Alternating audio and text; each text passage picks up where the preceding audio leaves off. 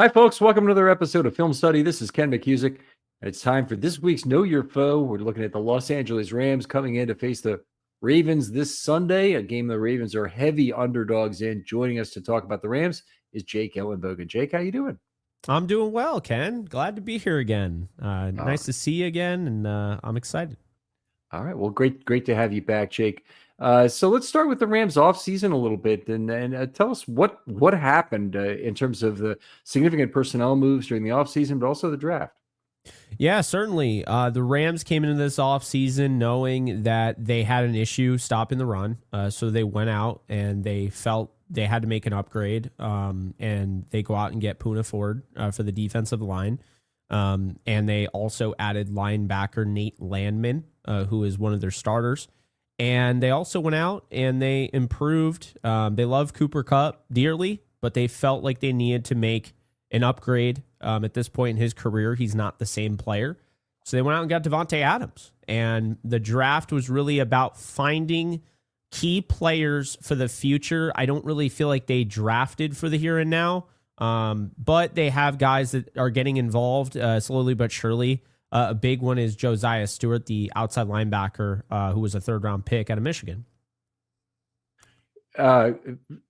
Great. Maybe take us through maybe who Matthew Stafford is today after things have changed, obviously, for him a lot. He's gotten a lot older now, but no longer the kid who ran in to save the game for the Lions in that 2-9 season that they were going through a number of years ago when he was – I still love the way they did that.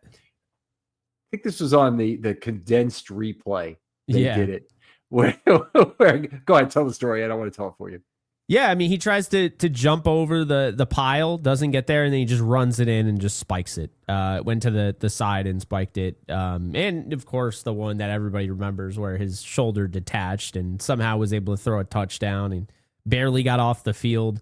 He's incredible. And to answer your question, I mean, Matthew Stafford is just so bizarre to me because just when you think, oh, he's starting to get up there in age, this is the best he's looked as a Ram. He right now should be considered the favorite to win the MVP. He's leading all PFF in terms of big time throws. And when you watch the film, you see what they're seeing. I don't always agree with PFF, but I can tell you right now, Matthew Stafford on tape is delivering the football, and he's getting rid of it quicker than he ever has. And this, pass protection is probably not the best that he's been around. It's definitely struggled. There's been injuries up front. So, yeah, Stafford doesn't have the mobility anymore. That's one thing. But, man, he can put it anywhere on the field at any given time, and he's looked sensational. He got 11 carries this year for -4 yards. If you're looking for Lamar Jackson's replacement, he's not the guy. He's now 37 years old. Is it 37 currently? Yep, 37 currently. How long is he still signed for the Rams? It's a little interesting. So I guess he signed technically for another 2 years, but they're just going to go year by year. I got to be honest with you, Ken. I think next year's it. I think he wants to retire on top. I think they want to just go out. They believe they're going to win a Super Bowl either this year or next year. Stafford obviously thinks he can win a Super Bowl this year and next year. So it's always really felt like it's the next 2 years. He's expressed playing until he's 40, but I just think he's got 4 daughters. I think he's ready to be a father, and he's ready to finish on a high note. All right. Take us through the offensive line from left to right, if you would.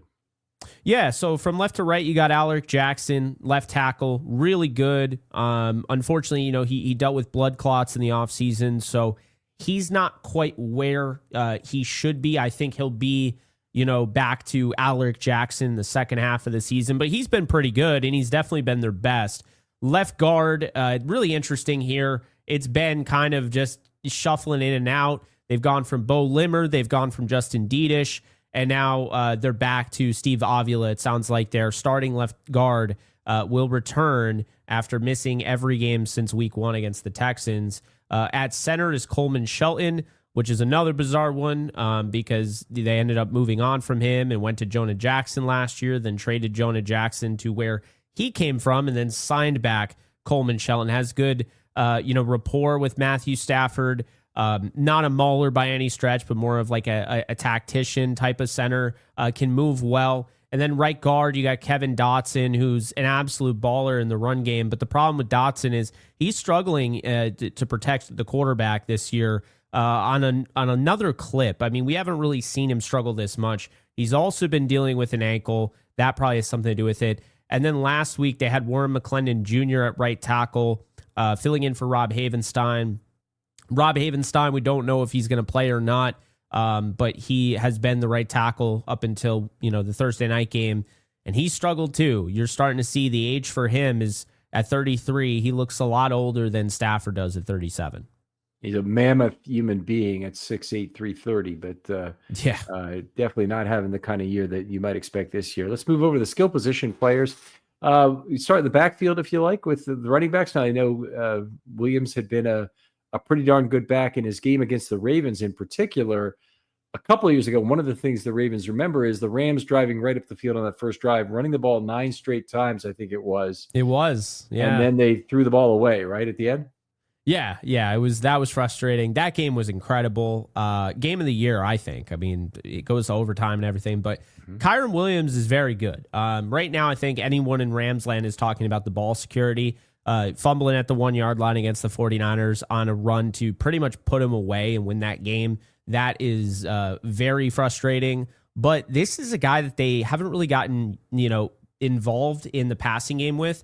And this past week they did. So I think they might have found something here they're going to continue to go to.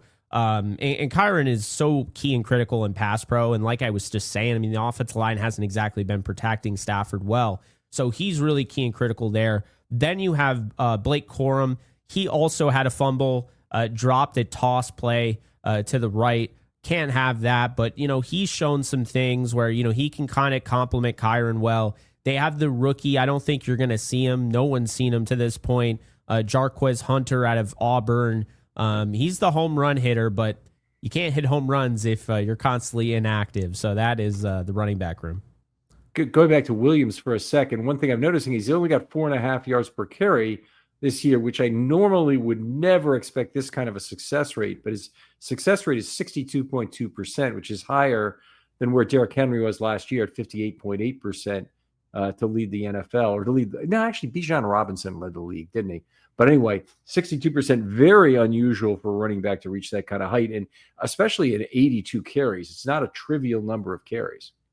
Yeah, I think really his biggest thing is he's not going to hit you with a 50-yard run, and that is a concern with Rams fans. Obviously, they'd love to see him be Saquon. I always say Saquons don't grow on trees. But what you're getting with Kyren is somebody that is going to limit those negative runs. The Rams have one of the fewest numbers in negative runs in the league, and that is because Kyren Williams sees and he hits the hole, and he doesn't stutter and dance around in the backfield. And that's something the Rams really value in his game.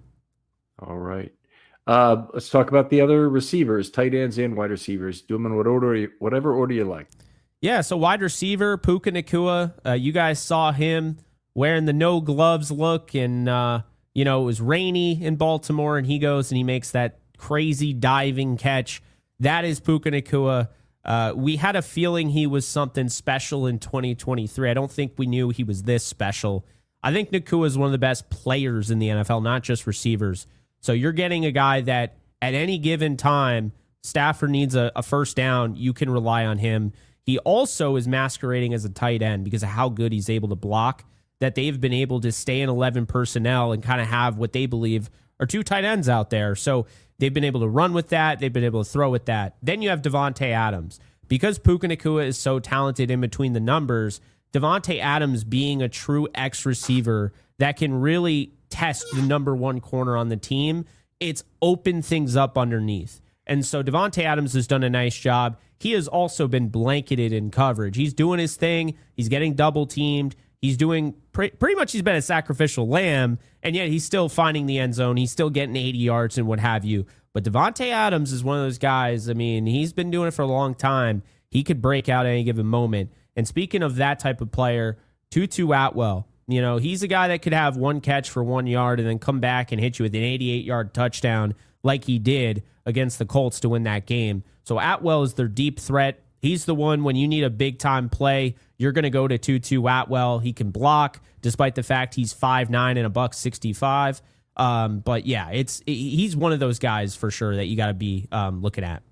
Let's go back for a moment to Devontae Adams, because Devontae Adams is almost 33 now, and DeAndre Hopkins is 33. DeAndre Hopkins leading the entire NFL. He only got 9 targets, but he's leading the entire NFL in yards per target at 17.6, which is still an extraordinary number. I see that Adams is slightly under 8 yards per target right now. And a lot of that may come from the fact he's only 4 of 14 on contested balls.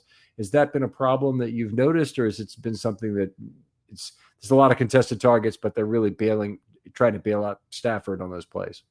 Yeah, I think it's one of those things where, Stafford is just trying to give him a chance to make a play. It's not that much of a concern. You don't want to see them force feed a target that isn't available, and I feel like they did that early on, and partly because this is Sean McVay. Sean McVay is a kid in the candy store knowing he's got Puka Nacua and Devontae Adams on his team with Matthew Stafford delivering the rock. So I think he got a little too trigger happy on that one. But, over the last couple weeks, I feel like he's dialed it back a little bit more, spread the ball around, and I don't feel like that's been a huge issue. But getting Atwell involved in the Colts game and then getting him involved in the 49er game was really telling. And then Jordan Whittington's another guy you got to pay attention to, because he reminds me a little bit of Deebo Samuel, kind of a gadget guy, like a running back with the ball in his hands. They haven't really gotten him involved yet, but like those little instances where they have been some explosive plays. And he's also a returner. He had a 74-yard return that was taken away against the Texans. So he's explosive. He's another player to look out for. And then the tight ends, they haven't really been able to get the tight ends going. I know it's kind of weird because it's Sean McVay. Tight ends are so key and critical to what you're trying to do in that offense. And McVay's a former tight ends coach, but Tyler Higbee's been dealing with an injury. He actually didn't even play today. He didn't practice today. Colby Parkinson is dealing with a concussion. He's in the concussion protocol. Davis Allen had a nice game against the Ravens. I think it was 4 catches, 50 yards, and a touchdown the last time he saw them. But I'm really curious because Terrence Ferguson finally got involved, their second-round pick that they said they would have drafted him 26th overall if they didn't trade down with the Falcons. Ferguson's a guy that they keep oohing and eyeing over. They've talked about him in the light of a young Travis Kelce, a Chris Cooley. I'm more, show me, don't tell me type of guy, and we finally got a chance to see him catch his first NFL pass. Looked good. It was a contested catch on a fade ball. 21 yards against the 49ers. We'll see if he's continued to be utilized. I think we'll see him a little bit this week, but that's what you're getting with those weapons. All right. So very unusual to see a team that has 173 total targets and only 23 of them have gone to the tight end. Yeah. Which is one of the things I definitely want to ask about, but you kind of hit on it already. Well, tell me about some of the common plays and formations that we can expect to see from the Rams on Sunday. Yeah, I mean, the Rams really have been operating in shotgun. Stafford has been operating in shotgun. The 11 personnel sets, I'm seeing a lot of motion as well. So they're trying to get Atwell in motion. They're trying to get Whittington. They're trying to, find those matchups, and that's really what they've been doing. They haven't been running out of shotgun as much. I cannot stand when they do that. Not really any pistol this year. They used to run pistol quite a bit. It's really been shotgun, and they've had a single back, kind of under center type of look. But yeah, they really tried to get this 12 personnel working, and they wanted to commit to it, and they ran at the 11th highest clip in the NFL to start the season. And it seems like lately they're dialing it back now. And I feel like they kind of do this every year, but at the opposite, when later on in the year they try to get more 12 personnel and they go away from the 11. The Rams are one of those teams that they have a lot of talent, and Sean McVay, can be a great play caller, but they can also kind of mess around and almost self-sabotage. So we'll see what they come out with, but lately it feels like they're kind of going away from the initial plan of going more 12 personnel. Speaking of, tough losses, obviously, and the Ravens have had their share this year in terms of, more than their share. Ravens fans are at a boiling point in terms of what's going on with the organization right now. But the Rams just suffered a very tough loss to the 49ers in a game where the 49ers are playing with a lot of players out. What's is there a reaction to that the Rams have really shown, or do you think they're just getting right up off the canvas and playing the next game? Oh, they were furious. I was told this is a different reaction than anything that they've had. And I get that. They hate the Niners. That is, one of their rivals. That is their biggest rival. To do that on their field on a short week on Thursday night with all those guys out. And yeah, I think the thing about that one is that it bothers them so much because they know they come away with, they know they're the better team and they know their offense dominated their defense, but their offense also turned the ball over twice. It's one of those things where this actually could have been a multi-score win for the Rams, and they just kind of shot themselves in the foot. And that's kind of been the issue. That was the issue in the second half against the Eagles because they absolutely dominated the Eagles in the first half, and they still should have won the game. But when you shoot yourselves in the foot in the NFL, now you're getting a bunch of different variables that can come into effect, and you're not really guaranteeing a win, whereas the only way you can guarantee a win and you control your own destiny is if you just come out and you just step right on their neck and you don't let your foot off the gas. And I feel like the Rams didn't even get a chance to do that because they shot themselves in the foot from the get-go in that game where they were playing catch-up the whole time. All right. Let's move over to the defense if we can. The first thing I always like to ask is, on obvious passing downs, what is their favorite package they put in? Are they committed nickel team? Do they play a dime? How do they line up? What do they like to do? Yeah, so typically they're going to play in the nickel. Quentin Lake is going to be that nickel they call the star. So that's where Quentin Lake will be. I know everybody kind of assumes he's a safety, and he is, but he's been playing that nickel role all year, and he's become a star at that position. You're going to get likely Darius Williams on the outside, who the Rams stole from the Ravens years ago. Yeah. And then Kobe Durant. Now, they've been kind of trying to make Emmanuel Forbes work out, and so you'll probably see him about 15 snaps in this game on the outside. But that has really been the secondary. Then you have Cam Kinchins and you have Cam Curl in the secondary. Now, what they'll do in dime is they'll bring in Jalen McCullough, who is a safety UDFA out of Tennessee who had 4 or 5 picks last year, and they just really like just his instincts. So he's had a decently big role. He could also come in, on those blitz packages and what have you. And then up front, obviously you're going to have a Jared Verse, you're going to have a Byron Young. They've been really, especially in the interior with, a Kobe Turner, Braden Fisk, and Poona Ford, like I mentioned earlier. They have been kind of, filtering these guys in. They've had, Tyler Davis playing a decent amount of snaps as well, kind of rotating in and there. The linebackers, in their base formation, which they do run a decent amount, you're going to see, because Omar Spates is dealing with a high ankle sprain. Sean McVay just confirmed before we went on here that we're going to see Troy Reeder, who's a longtime veteran, and the UDFA out of Buffalo, who should have been drafted, by the way, Sean Dolak, are going to split time this week playing alongside Nate Landman, who I mentioned earlier. So that's typically what you're going to get in base. And obviously when you're not in base, it's going to be Landman out there. And then you're going to see, Quentin Lake, in that nickel role. Let's go back to Emmanuel Forbes for a second. Definitely a favorite of mine coming out in the draft. And Same I've been here. right on some, I've been wrong on some, but that was a guy I really was hoping the Ravens would get. I think the Ravens were really hoping they got him too. Then he went to Washington and he kind of proved why some other teams passed on him. Obviously, the size was not sufficient. I see he leads the Rams in missed tackles in a relatively not full-time role this year. Talk about physically being up to the job for Emmanuel Forbes. Well, I can tell you right now, they're missing Akella Witherspoon. That's secondary. But when it comes to Emmanuel Forbes, he's probably, if not the most talented in the secondary, he's the second most raw talent. But I just don't feel like he has it mentally right now in his career. He's still learning. I feel like the game's a little fast for him. Like he can still make some plays. He's still a solid player, But on a Super Bowl team, which I believe this team is, I don't think he should be starting. And I think the Rams, he came out, he was starting next to Akello Witherspoon, and I think there was a comfortability there playing opposite of Akello where he felt like you could see he looked like a different corner. And right now it almost feels like now the spotlight's on him a little bit. And when he's out there, you're going to see number one get targeted quite a bit. And teams are picking on him. And I think the biggest thing is you look at the Eagles game, you look at the 49ers game, you mentioned it, the missed tackles. It's not that he can't do it. He's not just an ankle biter.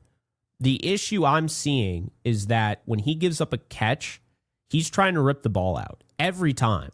And you got to just try and have a form tackle, establish that, bring the man down. A.J. Brown, you can't try and tackle him up top because he's too strong, both the lower half and the upper half to bring him down. But when you go after the ball, now he's repositioning himself. He can run after that. So that's really been Forbes' issue, I would say. All right. Perfect passer rating throwing at Forbes so far this season for opposing quarterbacks. So obviously not ideal for him. This is his third year in the league. It's surprising to me how far he's fallen from what everybody expected him to be in the draft. Yeah, I think a lot of it has to do with his play style. You fall in love with the ball hawking ability. And when you get punched in the mouth, when you get to the NFL, and he had his welcome to the NFL moment, he gave up over 150 yards to A.J. Brown, man to man. And I feel like there's something in him where he can't play at 100%. He can't be that aggressive guy because he doesn't want to make a mistake. And he's still making mistakes, but it's like you're just not seeing that aggression that you saw in college. Because, he had 13 pick sixes, or it was something crazy. Yeah.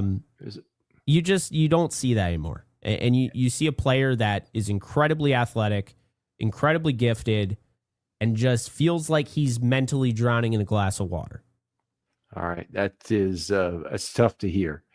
It's interesting because, obviously in 2019, the Ravens traded Marcus Williams the Rams traded Marcus Williams to Marcus Peters. Yes, because I'll get this right. Correct. And it's not like Kenny Young was a terrible player or anything. He played decently for the Rams, I think you'd say, during the time he was there. Peters was just all pro immediately as soon as he came to the Ravens. And the thought was that Peters was completely done. And I'm wondering, is it possible there's anything about what the Rams are asking him to do that another team can fix? I think the problem is the Rams have already fixed a lot of the issues that he was having. Like, as much as he's struggling, he's still way better than he was in Washington. And that's what I keep hearing. Like, that's why Sean McVay coming in this year said, we have 4 starting corners. And that's why Forbes got the start week 1. And I think you could see Forbes in week 1 looked like a starting corner. And I just feel like, I don't know, for whatever reason, when Akello got hurt in week 2, early on in that game against the Titans, he just wasn't the same player. And I know, Akello's a leader in the back end of that secondary. He might not have the C patch on, but they are missing him in that secondary, and that could have something to do with it. All right. Enough about the secondary. Let's move it up to the defensive line in terms of who's there. Now, one of the things that really gets me, Rams still play a 4-3, right? As opposed to a 3-4. So they play a 3-4, but they also play multiple. But I would say their base is a 3-4. Okay, so most of the time, then Young and Verse are stand-up pass rushers. Mm-hmm. Okay, and those two I've been noticing have played over 80% of the snaps, each of them, which is unusually high for an outside linebacker in today's NFL. Yeah, they want them on the field as much as they can. And obviously they had Michael Hoyt last year. I thought he did a really nice job as that third guy, but now relying on the rookie, I think we can see slowly but surely 15 snaps becomes 20 and then 20 becomes eventually 35. I feel like they're just trying to get Josiah Stewart ready. I think he's already ready, but I don't think they want to throw him in the fire just yet. So I would expect them to take advantage of that down the road in the second half of the year. I think you're going to start to see, you're going to start to see a Verse and a Young in their snap count. It's going to go down a little bit. Okay. Probably a good thing. The rest of the line, you want to talk about the interior guys? Yeah. So Braden Fisk hasn't looked like Braden Fisk. A lot of people don't realize because he never missed a game. When he had the injury, he had a really bad injury to his knee against the Eagles in that divisional round game. He comes back, and it's almost like a blessing and a curse because it's like, yeah, he didn't miss time, but now like the fan base is expecting him to just be 100% when he comes back because he didn't miss time. And that was a lot of rehabbing during the offseason. He's starting to get back to where he is. I thought he had a decent game. Kobe Turner's the leader in that middle. He's really good. And Poona Ford is just he's been so good against the run. And that's why the Rams have really just been stifling, rushing attacks. I mean, the most that they've allowed, I think, was to Tony Pollard. I think he got up to 90. You look at Saquon Barkley, shut him down, 2.8 yards per carry, or 2.7, I believe. Christian McCaffrey, 2.8 yards per carry. I don't think McCaffrey's there anymore. I think he's just receiving back at this point. But the point stands is that the Rams' defensive line, their biggest issue last year, the thing that everybody was talking about that sent them home and cost them a Super Bowl, was that run game, right? And I think they've done a nice job of repairing that. And like I said, Poona Ford is a big reason for that. So it'll be interesting against Derrick Henry for sure. 9 defensive wins for Poona Ford so far this year. He doesn't have a whole lot. He only has about 14 tackles, but that's a good number anyway for a relatively small number of run snaps in total. So he's obviously a high-end contributor. Take us off ball for a moment, talk about guys who line up in level 2. Yeah. So, looking at Landman, I think Nate Landman is a player that when he was on Atlanta, kind of underrated. I had highlighted him as an option for the Rams last year, funny enough. And then they end up going out and getting him. Just like one of those, you can find him every year, It's a veteran that, isn't super old, is kind of, 26 to 28 year old range. And these guys are just, they're a dime a dozen, it feels like, but sometimes you find a gem. And I feel like they have one here in Landman, can play the run very well.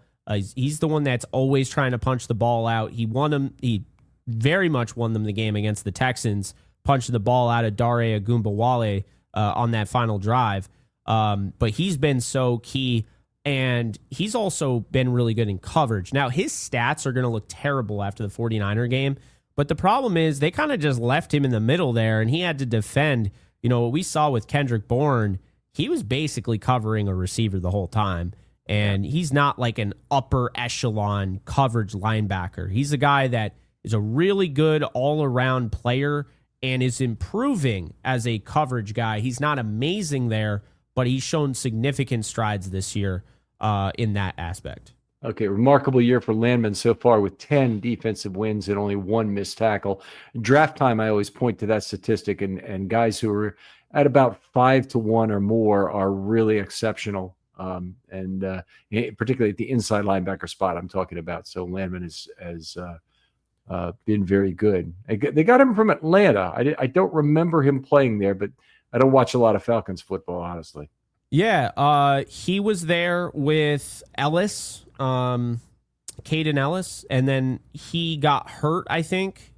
No, it was Troy Anderson who got hurt. He took over for Troy Anderson. Then I think Troy Anderson got healthy, and then Landman lost his role, and so they let him go in free agency.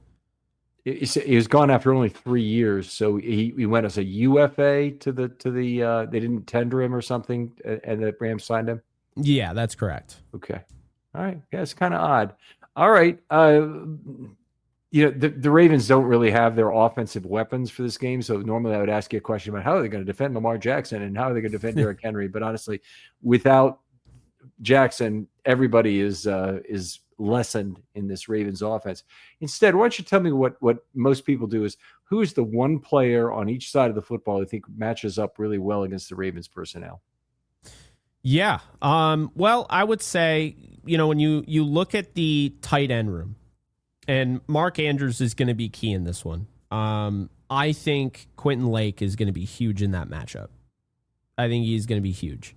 So that I would say Lake's like the poor man's version of your safety, who's incredible, Kyle Hamilton. Yep. That's kind of what I see, and I don't mean that as a disrespect to Lake at all, but I mean, Kyle Hamilton, I think, is just a class above most players in the league.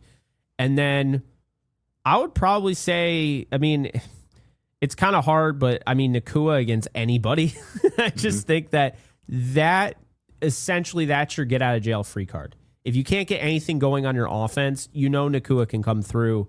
If there's a 3rd and 8 and you got pressure, you just know you can go and look for Nacua as soon as you feel the pressure coming, and he's going to come down with it. He's been so important to this team. He leads the league in receiving. He's on pace to have more yards than Calvin Johnson and Cooper Kupp had with Matthew Stafford. There you go. He's the Cooper Kupp, Calvin to Stafford. That's who that's his guy. So that's what I would say there. All right. Good choices, Jake. Always a pleasure to get to talk football with you, even if it's for only a half an hour here. Tell folks where they can find your work or contact you online if they have a question about the LA Rams. Yeah, I really appreciate it, Ken. This is fun. You guys can follow me at JK Bogan on Twitter. And then basically it's at JK Bogan on all social media. My DMs are always open if you have any questions. And I'm on YouTube, Jake Ellenbogen. I also do an NFL show called Off the Edge with former NFL linebacker, Rams and Buccaneers linebacker Cameron Lynch. And I don't know why, but if there happens to be any Yankee fans out there, I do a Yankee show called Yankees Unloaded. That's all I got. Not in Ravens land, I can tell you that. But no, there's probably a few, actually. Other folks out there, thanks very much, Jake. That's great. Other folks out there, the bye week is coming up. Hit me up if you have an idea for a film study short that you want to do. It's your opportunity to treat this show kind of like a call-in radio show where you get to do a 20-minute show with me talking about something that you're very passionate about regarding the Baltimore Ravens, and I'd love to hear from you. Jake, thanks again for coming on. Of course. Happy to be here. And we'll talk to you next time on Film Study.